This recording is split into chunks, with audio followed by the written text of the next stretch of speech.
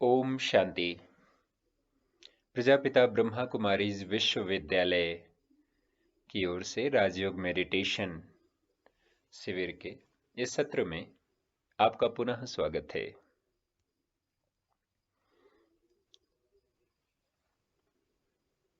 राजयोग meditation के पहले chapter में हमने जाना स्वयं की पहचान कि मैं कौन हूं। मैं यह शरीर नहीं हूं। मेरी पहचान शरीर या शरीर से जुड़े हुए टैग से नहीं है। वो जो भी पहचाने हैं जरूर, परंतु वो टेम्परेरी हैं। सत्य पहचान तो शाश्वत होनी चाहिए, जो मिटे नहीं, जो बदले नहीं। तो मैं शरीर नहीं, मैं शरीर को चलाने वाली या फिर इस शरीर के द्वारा कर्म करने वाली जीवंत शक्ति हूं। दोनों आंखों के पीछे मस्तिष्क में भ्रुकुटी की सीध में स्थित मैं चैतन्य ज्योति बिंदु आत्मा हूं। रूह कहिए, सोल कहिए, चैतन्यता कहिए, ये मेरे ही नाम हैं। मेरा स्वरूप ज्योति बिंदु है, बहुत ही सूक्ष्म, जो कि स्थूल आंखों से नहीं देखा जा सकता।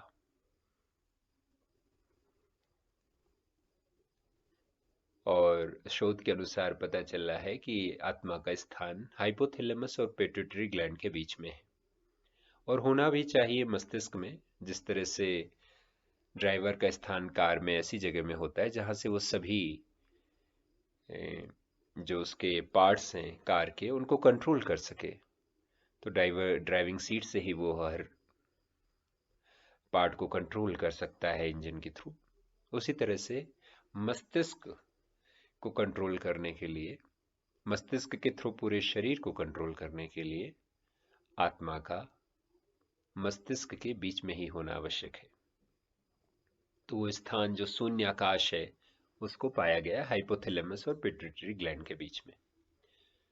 और मैं आत्मा अपनी सूक्ष्म शक्तियों के साथ कर्म करती हूँ, कार्य कराती हूँ इस शरीर से। वो सूक्ष्म शक्तियां हैं मेरी विचार शक्ति, मन, मेरी निर्णय शक्ति, बुद्धि, व अवचेतन मन में मेरे बने हुए संस्कार। तो मन, बुद्धि व संस्कार, ये मेरी सूक्ष्म शक्तियां हैं जिनके द्वारा मैं कार्य करती हूँ। मुझे आत्मा की क्वालिफिकेशंस कहिए या गुण कहिए, वो 7 हैं। जिस प्रकार से कोई भी इंद्रधनुष अधूरा है अपने सभी रंगों के बिना, उसी तरह से आत्मा भी अधूरी है जब तक कि उसमें ये 7 गुण ना हो। जब भी किसी गुण की कमी होती है तो हम दूसरों से मांगना शुरू कर देते हैं, इस अज्ञानता के साथ, बिना ये जाने हुए कि ये तो हमारे अंदर ही निहित है और ये अविनाशी हैं, भरे हुए हैं। जितना हम इसको यूज करेंगे उतना बढ़ते जाएंगे। तो 7 गुण हैं: पवित्रता, शांति, प्रेम, खुशी, आध्यात्मिक ज्ञान, आनंद और शक्तियां। मेरा टेम्परेरी जो एड्रेस है वो तो मस्तिष्क के बीच में है, दोनों आंखों के पीछे भ्रुकुटी की सीध में। परंतु जिस तरह से किसी भी व्यक्ति का एक टेम्परेरी एड्रेस होता है, एक परमानेंट एड्रेस होता है, उसी तरह से ये प्रश्न उठता है कि आत्मा और शरीर अलग हैं, तो आत्मा कहीं से तो आती होगी, तभी तो इसमें जीवन आता है। तो वो स्थान क्या है, वो कहां से आती है? शरीर की यात्रा को तो हम जानते हैं, जन्म से मृत्यु तक आत्मा के साथ रहते हुए। परंतु आत्मा कहां से आती है और कहां जाती है, इसकी जानकारी, इसका ज्ञान, इसका सत्य आध्यात्मिक ज्ञान आज हम प्राप्त करेंगे। और कहीं ना कहीं से तो आती हैं, क्योंकि आप देखिए जनसंख्या समय के साथ में बढ़ती जा रही है, और आत्मा अविनाशी है, ये भी नहीं कि डिस्ट्रॉय हो जाती हो। तो ये कहां से हो रहा है, कहां से आ रही है, तो उसको हम जानने का प्रयास करेंगे राजयोग मेडिटेशन के इस सत्र में। और ये सेकंड चैप्टर है जिसका विषय है 3 लोक, 3 वर्ड्स। तो जो पहला लोक है वो है साकार लोक, कार्पोरियल वर्ल्ड, साकारी विश्व कह सकते हैं। तो जो भी पंच तत्वों से बनी हुई चीजें हैं वो साकार लोक में आती हैं। आप देखिए जहां हम रहते हैं, पृथ्वी लोक या गैलेक्सीज, सूर्य, चंद्रमा, तारे, तारागण, तो ये पंच तत्वों से बना हुआ है पूरा। तो ये साकार लोक है। मैं आत्मा आती हूं इस शरीर में, और पंच तत्वों से बने हुए इस शरीर के द्वारा ही मैं कर्म करती हूं। तो ये जो पृथ्वी है, एक तरह से कह सकते हैं साकार लोक में, विशेष जो आत्मा से रिलेटेड है वो साकार लोक में रहती है। यहाँ पर आत्मा अपना कर्म परफॉर्म करती है, कर्म करती है और अनुभव करती है कर्म के फलों का। तो कर्म करना व कर्म के फलों का अनुभव करना, ये केवल और केवल साकार लोक में, पृथ्वी में ही संभव है। इसलिए इसको कर्म भूमि कहते हैं, लैंड ऑफ एक्शंस। दूसरा लोक है निराकारी लोक। लाल सुनहरे रंग से भरा हुआ यह लोक है निराकारी लोक। यहाँ पंच तत्व नहीं है, ये छठे तत्व से निर्मित है, जिसको ब्रह्म तत्व कहते हैं। ये है आत्माओं के रहने का स्थान, वास्तविक स्थान, जिसको हम कह रहे थे परमानेंट एड्रेस। ये इनकॉर्पोरियल वर्ल्ड, निराकारी लोक, यही है हम आत्माओं का वास्तविक घर। कहते भी है ना, जब हम बहुत दुखी होते हैं तो हम भगवान को पुकारते हैं और कहते हैं, हे भगवान, हमें ऐसी जगह ले चलो जहां पर हम आपके साथ रह सकें। तो ये वो स्थान है जहां पर आत्माएं रहती हैं और यहां से जाती हैं साकार लोक, पृथ्वी लोक में अपना पार्ट बजाने के लिए, रोल प्ले करने के लिए, कर्म करने के लिए। वो तब संभव है जब पंच तत्वों से बना शरीर मिले, तो वो संभव है साकारी लोक में ही। तो ये वो स्थान है, परमानेंट एड्रेस है, या फिर कहिए हम आत्माओं का घर है। इसको परम धाम कहते हैं, यही शांति धाम कहलाता है। ये पवित्रता है, यहाँ संपूर्ण पवित्रता, संपूर्ण शांति। यहाँ ना पांच तत्व हैं और ना ही संकल्प होते हैं। यहाँ पर मन और बुद्धि भी अपना कोई भी किसी भी तरह का सूक्ष्म कर्म नहीं कर रहे होते। ना कोई संकल्प है, ना कोई निर्णय करना है।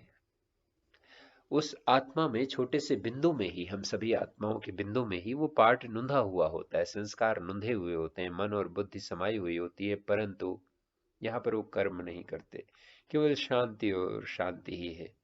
यहाँ पर आकर आत्मा विश्राम करती है। जैसे कोई भी व्यक्ति होता है, पूरे दिन कर्म करेगा, काम करेगा और फिर घर पर आकर वो सुकून से सोता है, शांति से।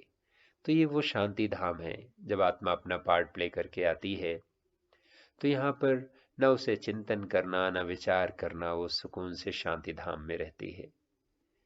इसी को आत्माओं का लोक कहते हैं, मुक्ति धाम, निर्वाण धाम भी कहा गया है।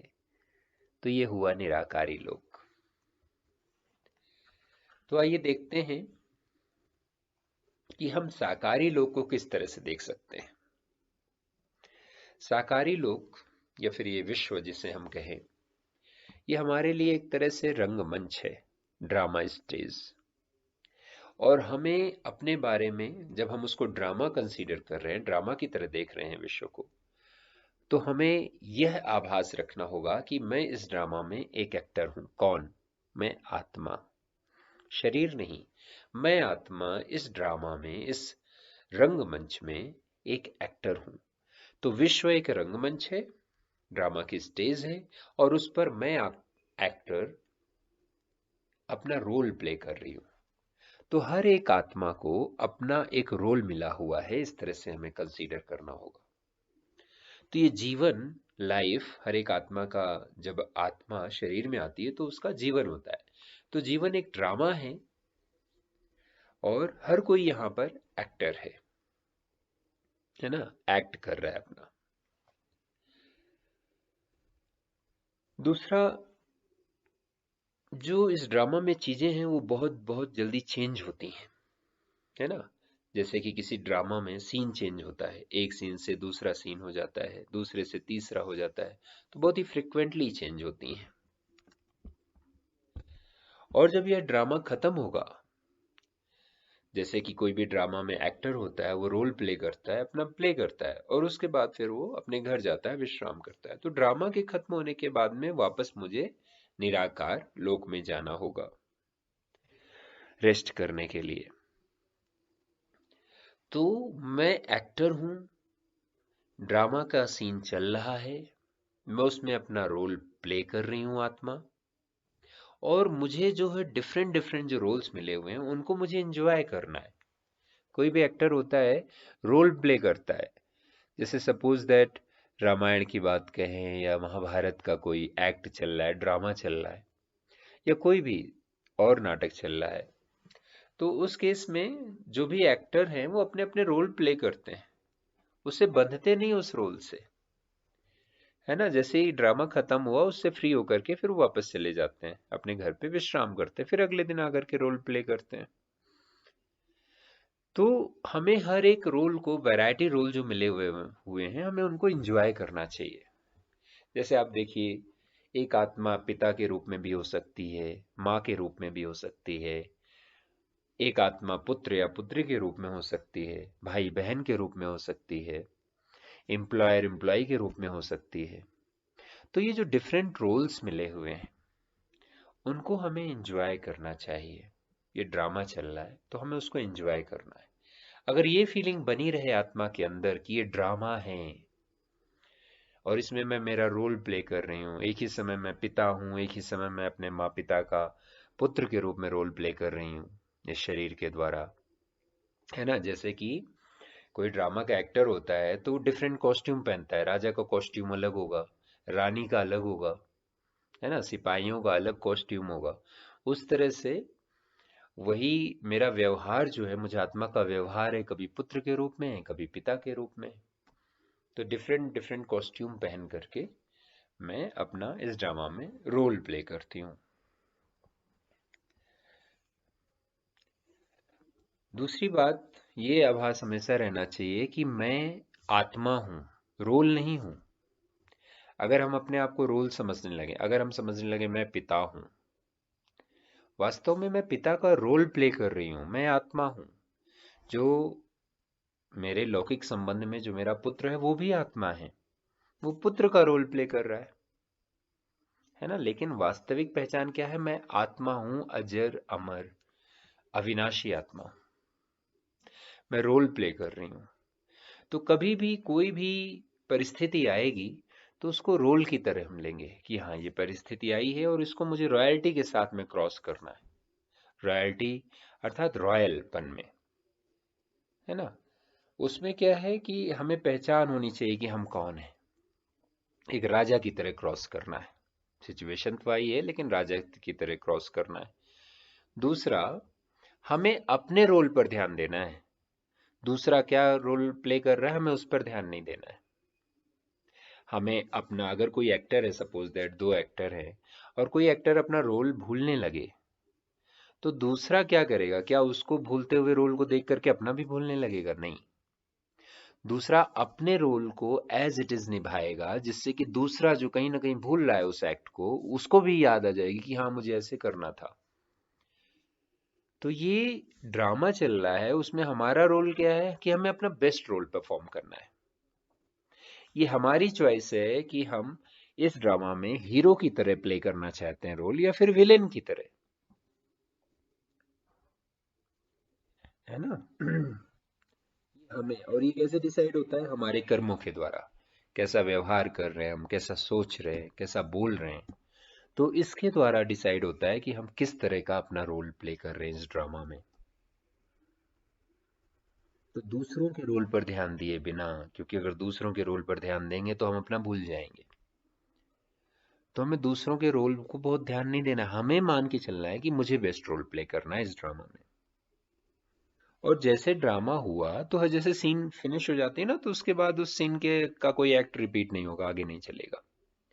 तो ड्रामा का सीन खत्म हुआ, उस पर फुल स्टॉप। अर्थात हर क्षण हमें ये मान के चलना है कि बीतती को बिंदी लगाना है, फुल स्टॉप, आगे बढ़ो। ड्रामा था, बीत गया, आगे बढ़ो, उसका कोई प्रभाव नहीं, आगे बढ़ो। तो मुझे जो भी अपना रोल प्ले करना है, तो जब हम इस पूरे विश्व को एक ड्रामा समझते हैं, स्वयं को एक्टर समझते हैं, तो हमें इस बात का विशेष ध्यान पे रखना है कि मुझे अपना बेस्ट रोल परफॉर्म करना है, ना केवल दूसरों के प्रति बल्कि स्वयं के प्रति भी। दूसरी जो ये हुई consciousness as a actor in this drama stage. दूसरी जो कॉन्शियसनेस आती है कि हम इस विश्व को एक प्लेग्राउंड की तरह समझ सकते हैं, और मैं उसमें कौन हूं? मैं एक प्लेयर हूं, है ना। जीवन को हम एक गेम की तरह समझ सकते हैं इस प्लेग्राउंड में, और हम सभी आत्माएं इसमें प्लेयर्स हैं। तो प्लेयर्स की क्वालिटी क्या होती है? अपने आप को प्लेयर समझें। और प्लेयर्स की क्वालिटी क्या होती है कि जो भी सिचुएशन आती है उस गेम में, वो उसको एक चैलेंज की तरह लेता है ना। कई बार ऐसा होगा कि वो उस गेम में फेल भी हो सकता है, उस गेम में वो विन भी हो सकता है। कई बार लूज होगा, लूज करेगा उस गेम को, कई बार विन करेगा। तो हमें घबराना नहीं है, एस्केपिस्ट एटीट्यूड नहीं होना चाहिए, है ना। ये नहीं होना चाहिए कि छोड़ो अब हमसे नहीं होगा। अच्छा खिलाड़ी कौन? अच्छा खिलाड़ी वो जो आने वाली हर एक नए चैलेंज को, हर एक नई सिचुएशन को एक अपॉर्चुनिटी की तरह ले और उस पर विन करे। क्योंकि हम तभी तो एक अच्छे खिलाड़ी बनते हैं किसी भी गेम में, जब हम अच्छे से परफॉर्म करते हैं। और कैसे हम सीखते हैं? फेल्योर से ही सीखते हैं। अगर फेल्योर नहीं होंगी, लाइफ में प्रॉब्लम्स नहीं होंगी, है ना, किसी गेम में चैलेंजेस नहीं होंगे, जितने ज्यादा चैलेंजेस होंगे किसी गेम में, उतनी ही ज्यादा हमारी विशेषताएं निकल के सामने आएंगी। जब हम उसको विन करेंगे, उतनी ही ज्यादा अप्रिसिएशन मिलेगा हमें, उतनी ज्यादा खुशी मिलेगी। तो लाइफ को हमें एक गेम की तरह देखना है, और मैं इसमें एक प्लेयर हूं। ये पूरा वर्ड ना प्लेग्राउंड की तरह है। तो जो भी लाइफ में सिचुएशंस आती हैं, उनको ऐसे फेस करना है जैसे चैलेंज हो, और मुझे विन ओवर करना है, उस पर विजय पानी है।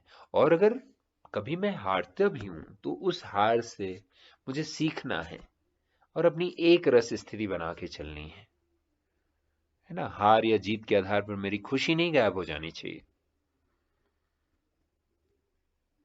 और गिव अप का एटीट्यूड नहीं रखना है, एस्केपिस्ट एटीट्यूड नहीं होना चाहिए। तो इस तरह से अगर हम इस विश्व रंगमंच को रंगमंच की तरह देखें, इस विश्व को एक प्लेग्राउंड की तरह देखें, स्वयं को एक्टर की तरह देखें, प्लेयर की तरह देखें, तो हम बड़े आराम से इस जीवन को ले जा सकते हैं। बहुत कॉम्प्लिकेशंस के साथ में जीवन जीना, तनाव के साथ में जीवन जीना, है ना, ये नहीं होना चाहिए। इंजॉय करना चाहिए हर एक गेम को। जैसे प्लेयर होता है, एक गेम हुआ, फिर दूसरा गेम आया, इंजॉय करता है वो। आज मैंने ये किया, आज मैंने ऐसे किया, उसको लेकर के नहीं बैठता है। कहते हैं ना, गेम स्पिरिट होनी चाहिए किसी भी गेम में। तो गेम स्पिरिट क्या है? या तो हारेंगे या जीतेंगे, लेकिन अगर हारे हुए हैं तो अप्रिसिएट करेंगे दूसरी टीम को, और अगर जीते हुए हैं तो भी अप्रिसिएट करेंगे दूसरी टीम को। अच्छा परफॉर्म किया, स्वयं के लिए भी खुशी रहेगी। तो जो भी सिचुएशंस आए, उनको आराम से चैलेंज की तरह देखना है, अपनी स्किल्स बढ़ाते जाना है, अपनी क्वालिटीज बढ़ाते जाना है, और सिचुएशन को विन ओवर करना है, एस्केप नहीं करना है ना। कई बार आत्मा इतने दुखी हो जाती हैं कि वो जीव घात कर लेती है, वो महापाप कहा गया है। वैसा एटीट्यूड नहीं होना चाहिए कभी भी। गेम है, हारेंगे जीतेंगे तो चलता रहेगा, जितना हारेंगे उतना ज्यादा सीखेंगे, है ना। गिव अप नहीं करना है। अब चलिए एक तीसरे रूप में देखते हैं इस ड्रामा को, इस विश्व को, साकार वतन को, या पृथ्वी लोक में चल रहे इस जीवन को। वो है गेस्ट हाउस। हम इस पूरे विश्व को एक गेस्ट हाउस की तरह ले सकते हैं, और मैं इसमें गेस्ट हूं। जैसा हमने जाना कि मुझ आत्मा का टेम्परेरी एड्रेस क्या है। ये शरीर है, दोनों आंखों के बीच में भ्रुकुटी की सीध में मैं स्थित रहती हूँ, शरीर के द्वारा कर्म करती हूँ, तो ये टेम्परेरी है। परमानेंट क्या है? परमानेंट एड्रेस क्या है? परम धाम। तो ये टेम्परेरी एड्रेस है, ये पृथ्वी लोग भी, साकाल लोग भी, ये टेम्परेरी एड्रेस है, ये गेस्ट हाउस की तरह है। मेरा वास्तविक घर क्या है? परम धाम है। तो गेस्ट क्या होता है?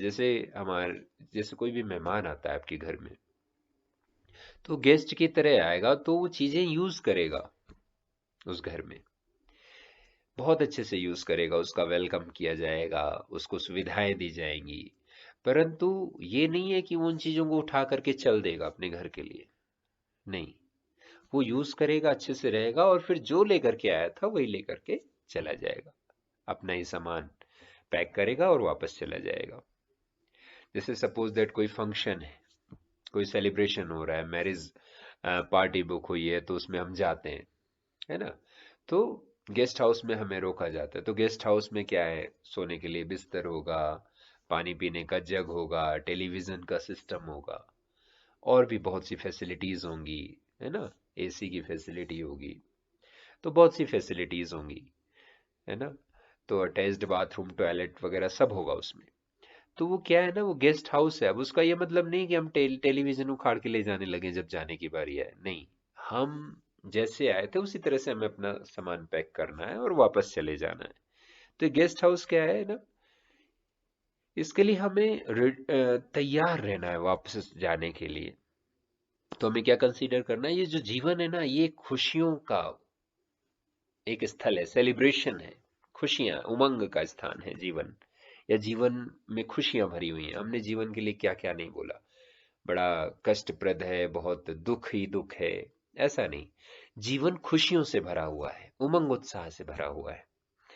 इस सेलिब्रेशन में, इस जीवन में हम आए हुए हैं एक गेस्ट की तरह। हम सभी गेस्ट हैं, और जब गेस्ट होते हैं हम कहीं पर, तो कुछ भी हमसे बिलोंग नहीं करता है। ऐसा नहीं कि वो हमारी चीज हो जाती है। ये जो पंच तत्व है, इवन ये शरीर भी, ये ऐसा नहीं है कि हम इसको लेकर के जाएंगे वापस परम धाम। हम इसको प्रयोग में ला रहे हैं, तो हम इसको बेस्ट तरीके से प्रयोग में लाना है, इसकी देखभाल भी करनी है ना। अगर आप किसी गेस्ट हाउस में और चीजों को तोड़ने लग जाएं, तो वो तो फाइन ले लेगा आपसे, जो ओनर होगा वहां का। तो हमें उसकी संभाल भी करनी है ना। और ये कोई भी चीज हमसे बिलोंग नहीं करती है। आत्मा से क्या बिलोंग करता है? आत्मा से बिलोंग करती हैं उसकी सूक्ष्म शक्तियां, मन, बुद्धि और संस्कार। तो आत्मा क्या लेकर के जाएगी? अपने संकल्प, निर्णय जो किए होंगे, उसके आधार पर जो कर्म किए होंगे, है ना, फीलिंग्स, वाइब्रेशंस, वो लेकर के जाती है, संस्कार लेकर के जाती है। लेकिन शरीर लेकर के नहीं जाती है आत्मा। तो हमें हमेशा ही रिटर्न के लिए तैयार रहना चाहिए। कहते हैं ना, हर घड़ी अंतिम घड़ी। तो इस स्थिति में रहना चाहिए कि अब कभी भी शरीर छूट सकता है। जब अगर हम इस स्थिति में स्थित हो जाए कि ये घड़ी अंतिम घड़ी है, हर घड़ी अंतिम घड़ी है, तो हमसे कभी भी विकर्म नहीं होंगे, कोई भी पाप कर्म नहीं होंगे, हम किसी को दुख नहीं देंगे, है ना। सोने से पहले ये सोच करके सोएं कि पता नहीं कल की सुबह हो ना हो, आज का मेरा दिन पूरा हुआ और मैं शुक्रिया करता हूं परमात्मा का। तो सोचिए कितनी अच्छी सुकून की नींद आएगी। तो इस तरह से हमें प्रिपेयर रहना है रिटर्न करने के लिए, परम धाम में जाने के लिए। अगर हम अपने आप को गेस्ट समझ के चलें, तो हमें कोई भी चीज बांधेगी नहीं, बंधन में नहीं हम रहेंगे। जैसे मैं अपना रोल प्ले कर रही हूँ, अन्य आत्माएं भी मेरे परिवार की अपना रोल प्ले कर रही हैं, है ना। कि क्या होगा, मेरे बच्चे का क्या होगा, इसका क्या होगा मेरे जाने के बाद। ऐसा नहीं है, ऐसा नहीं सोचना है। हमें अपना बेस्ट रोल प्ले करना है और वापस जाने के लिए तैयार रहना है, डिटैच्ड रहना है ना। अलग, मैं आत्मा शरीर से भी अलग और लौकिक संबंधों से भी अलग। डिटैच होना कोई बुराई नहीं है, डिटैच होना बहुत बड़ी शक्ति है। कैसे शक्ति है? आप देखिए, अगर हम शारीरिक अटैचमेंट की बात करें, सपोज दैट दो बच्चे पैदा हो जाते हैं और वो अटैच्ड हैं आपस में, तो उनका जीवन कैसा होगा? एक जहां भी जो भी करना चाहेगा, दूसरे को भी करना पड़ेगा, है ना। कुछ भी कर्म कर रहे हैं, तो बड़ी असुविधा सी, अनइजीनेस सा रहेगा उनमें।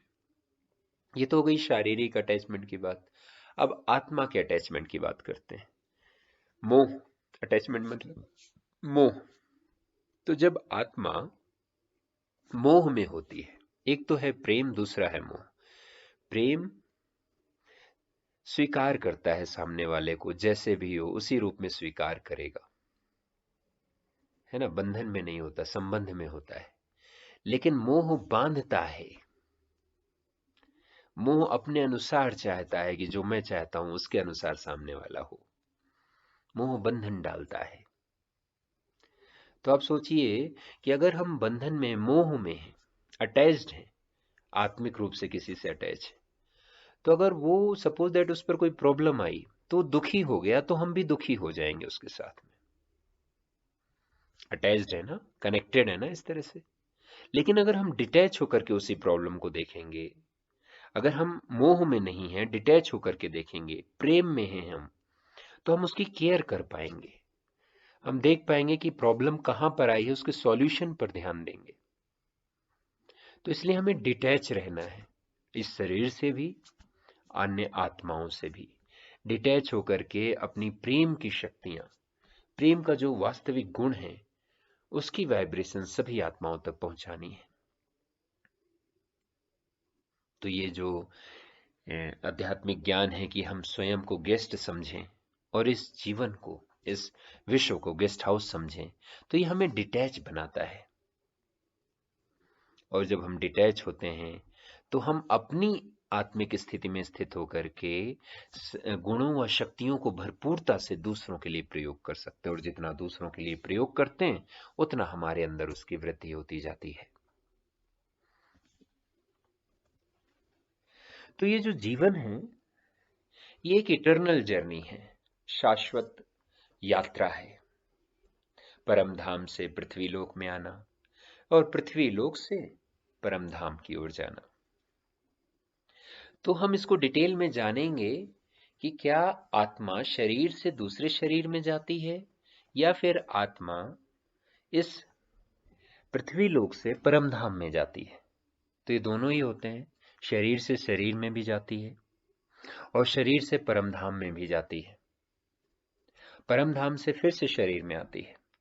ऐसा नहीं होगा जो कहते हैं ना कि मुक्ति मिल जाए जीवन में, कंप्लीट मुक्ति, जैसे कहेंगे कि कंप्लीट लिबरेशन हो जाए, ये संभव नहीं है कि आत्मा जन्म ही ना ले। ऐसा नहीं है। आप देखिए कोरोना के टाइम पर क्या हुआ।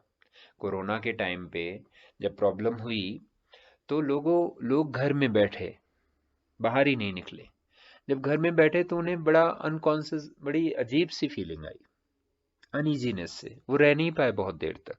क्यों? क्योंकि आत्मा का स्वभाव ही है कर्म करना। वो बहुत समय तक एक ही स्थान पर बंद करके नहीं रह सकती। मुक्ति धाम, परम धाम, शांति धाम में अगर आत्मा रहेगी और लगातार रहे तो वो नहीं रह सकती। उसका स्वभाव ही है कि वो आएगी, साकार लोक में आएगी, शरीर लेगी और अपना रोल प्ले करेगी। आप देखिए कोरोना के टाइम पर जब लोग घरों में रहने लगे तो प्रॉब्लम शुरू हो गई घरों में ही, क्योंकि उन्हें बाहर जाना था, वो बंद करके नहीं रह सकते। कर्म करना ही आत्मा की नियति ही है, कर्म करना, कर्म करना और फल का भोग करना, है ना। तो जिसे कहते हैं कि पूरी तरह से मुक्ति मिल जाए, ऐसा नहीं होता है। ये शाश्वत यात्रा है, परम धाम से आना, पृथ्वी लोक में एक शरीर से दूसरे शरीर में ऐसे ऐसे जन्म लेना और फिर वापस परम धाम जाना और फिर आना, है ना। कितने जन्म लेती है आत्मा, कब जाती है परम धाम, क्या बीच में चली जा सकती है, उसको हम जानेंगे आध्यात्मिक ज्ञान के अन्य पहलुओं में। तो पृथ्वी पर आने का किसी भी आत्मा का उद्देश्य क्या है? दो उद्देश्य है। एक तो जो आत्मा के अंदर पोटेंशियल है, क्षमता है, उसको वो व्यक्त करना चाहती है। जैसे बताया ना कि वो केवल ऐसे नहीं रह सकती कि बिना कर्म किए, बिना विचार किए परम धाम में बनी रहे, शांति धाम में बनी रहे। जो उसके अंदर पोटेंशियल है, जो संस्कार हैं, गुण व शक्तियां हैं, उनको वो एक्सप्रेस करना चाहती है। और एक्सप्रेस करने के लिए उससे क्या चाहिए होगा? शरीर चाहिए होगा। बिना शरीर के आत्मा एक्सप्रेस नहीं कर सकती अपने आप को। दूसरा, वो भले ही परम धाम में रहती है, लेकिन परमात्मा के साथ संबंध को महसूस करने के लिए, किसी भी संबंध को महसूस करने के लिए, एक्सपीरियंस करने के लिए उसको साकार लोक में आना होता है। तो जब यहां पर आत्मा आती है, शरीर लेती है, तो फिर वो उस अनुभव को महसूस कर सकती है, अनुभव कर सकती है परमात्मा के सानिध्य को, उनके साथ के रिलेशनशिप को, कि किस तरह का रिलेशन है। न केवल आत्माओं से आत्माओं के संबंध को महसूस करती है, परमात्मा के संबंध को भी महसूस करती है। तो ये दो उद्देश्य हुए। पहला, अपने गुणों व शक्तियों को प्रयोग में लाने के लिए, एक्सप्रेस करने के लिए। दूसरा, परमात्मा के साथ के संबंध को अनुभव करने के लिए। तीसरा जो लोक है वो सूक्ष्म लोक है। इसको फरिश्तों की दुनिया कहते हैं, जो कि परम धाम और पृथ्वी लोक के बीच में है। ये श्वेत रंग का लोक होता है, जहां पर आत्मा साकारी रूप में नहीं होती और ना ही पॉइंट के फॉर्म में होती है। यहां पर आत्मा जो है आकारी रूप में होती है, फरिश्तों के स्वरूप में होती है, संपूर्ण पवित्र, परंतु आकारी रूप होता है उसका। यहां पर जो कहें कि जो बातें होती हैं वो वाणी से नहीं होती, अव्यक्त फॉर्म में होती हैं, इशारों से होती हैं। फरिश्ता स्वरूप स्थिति होती है। जैसे ये देवताओं के रहने का स्थान है, फरिश्तों के रहने का स्थान है। कौन से देवता, वो हम देखेंगे डिटेल में आगे आकर के। तो इसको हम और एक्सप्रेस करेंगे आगे आने वाले चैप्टर्स में। तो ये तीन लोक हुए जहां पर आत्मा अपना रोल प्ले करती है या फिर कहिए रहती है। वो कौन से हैं? एक तो परम धाम, जो कि हमारा परमानेंट एड्रेस है, वहां से आती है पृथ्वी लोक में अपना रोल प्ले करने के लिए। और कुछ ऐसे कार्मिक अकाउंट होते हैं जो क्लियर नहीं हो पाते हैं पृथ्वी लोक में, है ना। कार्मिक अकाउंट क्या होता है ना, जैसे कि मैंने किसी के साथ में व्यवहार किया, तो कर्म किया, तो उसका एक फल मिलेगा मुझे। सब अच्छा भी कर्म कर सकता हूँ, बुरा भी कर्म कर सकता हूँ। तो जो बुरे कर्म का फल मिलना चाहिए, अगर सपोज दैट साकार लोक में मुझे नहीं मिला, पृथ्वी लोक में नहीं मिला, तो जब मुझे परम धाम में जाने की बारी होती है, तो परम धाम में कोई भी अपवित्र आत्मा नहीं जा सकती जब तक पवित्र नहीं होती। तो ये जो बीच का लोक बनता है, सूक्ष्म लोक जिसे कहते हैं, यहाँ पर हमारा कार्मिक अकाउंट क्लियर होता है, बचा हुआ कार्मिक अकाउंट। और फिर यहाँ से संपूर्ण पवित्र होकर के फिर आत्मा परम धाम में जाती है। इस तरह से ये तीन लोक हैं, परम धाम, साकार लोक और सूक्ष्म वतन। तो आज हमने ये जानकारी की कि इस संपूर्ण ब्रह्मांड में कौन से तीन लोक हैं और आत्मा की जीवन यात्रा, आत्मा की यात्रा, शाश्वत यात्रा किस तरह से रहती है।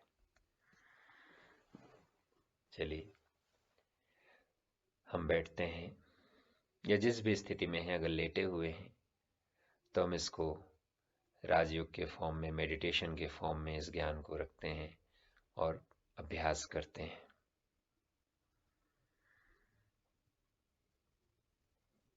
मैं अपना पूरा ध्यान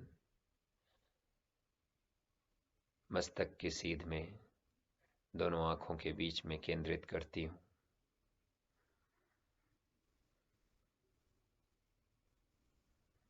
शरीर से स्वयं को अलग महसूस करते हुए, अपने आप को डिटैच रखते हुए, मैं आत्मा ज्योति बिंदु के फॉर्म में अपने आप को देख रही हूँ।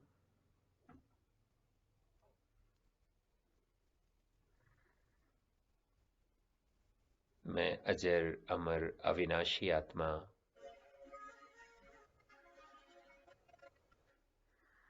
दिव्य आत्मा हूँ। मैं यह शरीर नहीं हूँ। शरीर पंच तत्वों से बनी हुई काया है, जिस पर कि मैं आत्मा अवतरित होती हूँ और इस रंगमंच में अपना रोल प्ले करती हूँ।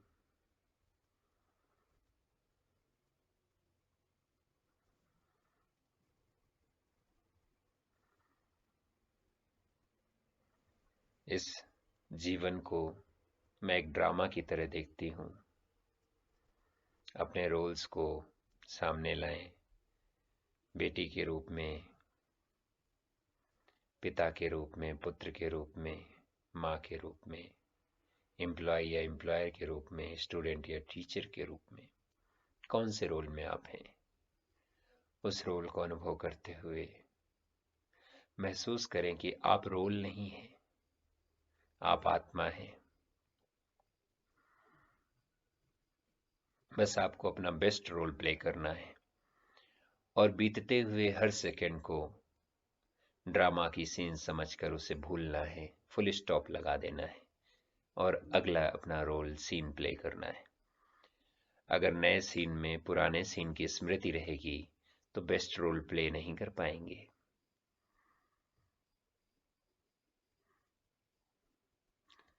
इस पृथ्वी लोक में, साकार लोक में, मैं आत्मा इसको प्लेग्राउंड समझते हुए स्वयं को एक सचेत खिलाड़ी के रूप में देख रही हूँ, प्लेयर के रूप में देख रही हूँ, जो कैसी भी परिस्थिति जीवन में आने पर उसको चैलेंज की तरह देखती है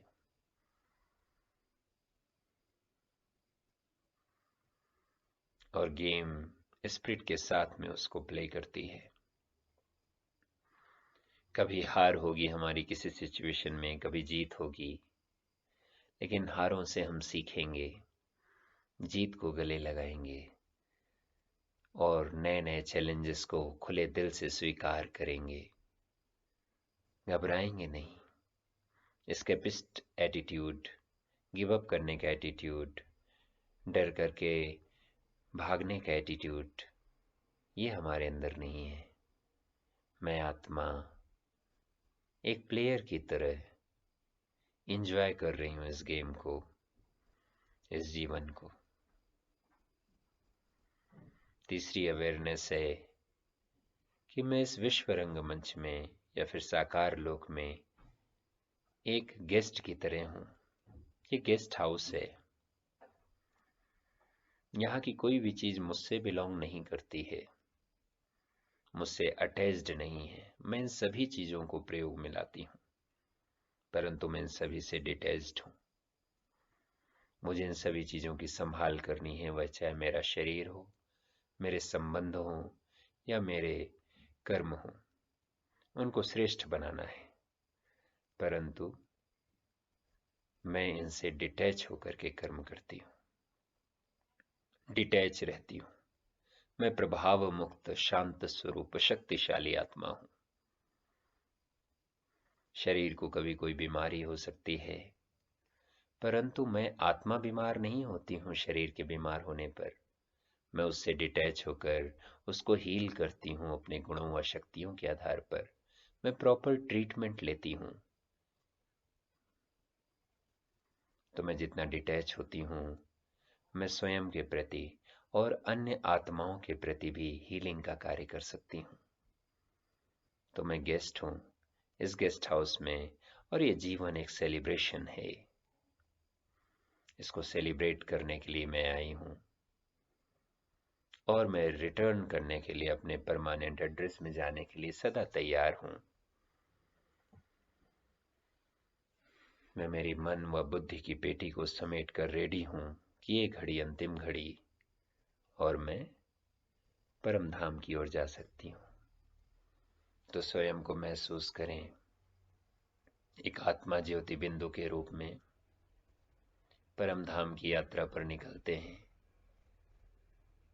मैं स्वयं को इस शरीर से व शरीर से संबंधित सभी संबंधों से अलग कर रही हूँ।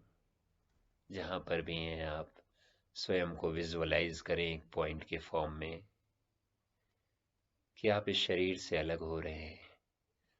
उस कमरे से आप ऊपर जा रहे हैं, पृथ्वी लोक से भी ऊपर जा रहे हैं, साकार वतन को क्रॉस किया, सूक्ष्म वतन को क्रॉस किया और मैं आत्मा पहुंच गई हूं लाल सुनहरे रंग से भरपूर शांति धाम में। आहा, यहाँ शांति ही शांति है, पवित्रता ही पवित्रता है। मैं ज्योति बिंदु आत्मा एक सितारे की भांति इस शांति धाम में विचरण कर रही हूं। ये आत्माओं की दुनिया है, यहाँ आत्माएं पॉइंट के फॉर्म में है। यहाँ पर मैं किसी भी कर्म से अलग हूं, कर्म बंधन से अलग हूं, संबंध बंधन से भी अलग हूं। यहाँ केवल मैं हूं और ये शांति धाम की शांति को मैं अनुभव कर रही हूं। मैं शांत स्वरूप आत्मा, शक्तिशाली आत्मा हूं। ये मेरा बीज स्वरूप है, पॉइंट फॉर्म। शांति धाम की शांति को स्वयं में अनुभव करें। मैं मेरे घर में हूं,